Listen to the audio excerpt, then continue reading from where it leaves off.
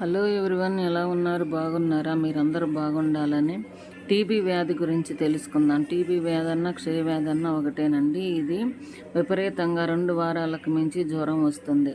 జ్వరం ఎన్ని టాబ్లెట్లు వేసుకున్నా కానీ జ్వరం తగ్గదండి. విపరీతంగా తలనొప్పి వస్తుంటుంది. 2 వారాలకు మించి దగ్గు వస్తుంది.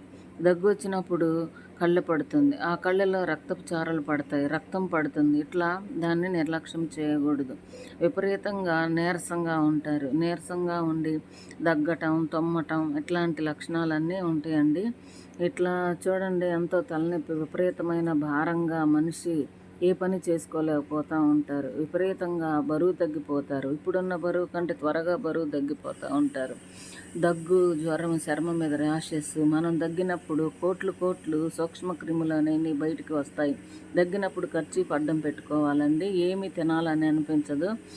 ఎన్ని రకాల ఆహార పదార్థాలు మన ఎదుటి ఉన్నవి తినాలని అనిపించదు. విరక్తిగా ఉంటుంది.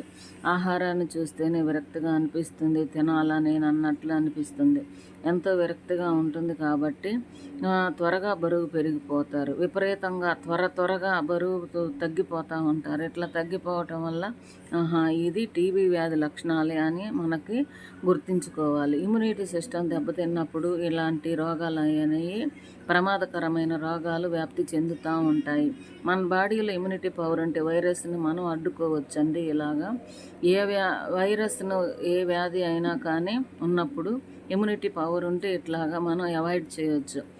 ఇమ్యూనిటీ ఉన్నప్పుడు అవన్నీ అవాయిడ్ చేయొచ్చు. ఇమ్యూనిటీ లేక బాడీ ఇలా చిక్కిపోయి ఇట్లా ఉంటారండి. పాపం టీబీ వ్యాధి ఉన్నోళ్ళు మెడిసిన్ వాడుకోకపోతే వాళ్ళకి, వాళ్ళ పిల్లలకు, చుట్టుపక్కల వాళ్ళకు వ్యాప్తి చెందుతుంది.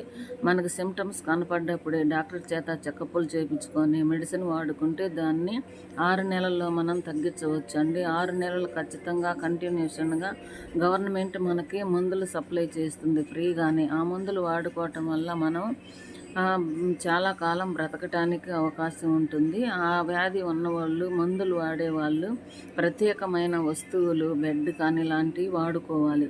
డాక్టర్ చెకప్లు ప్రతిసారి చేయించుకుంటూ ఉండాలి. ఈ వీడియో నచ్చింది అనుకుంటున్నాను. లైక్, షేర్, సబ్స్క్రైబ్ చేసుకోండి ప్లీజ్ అండి.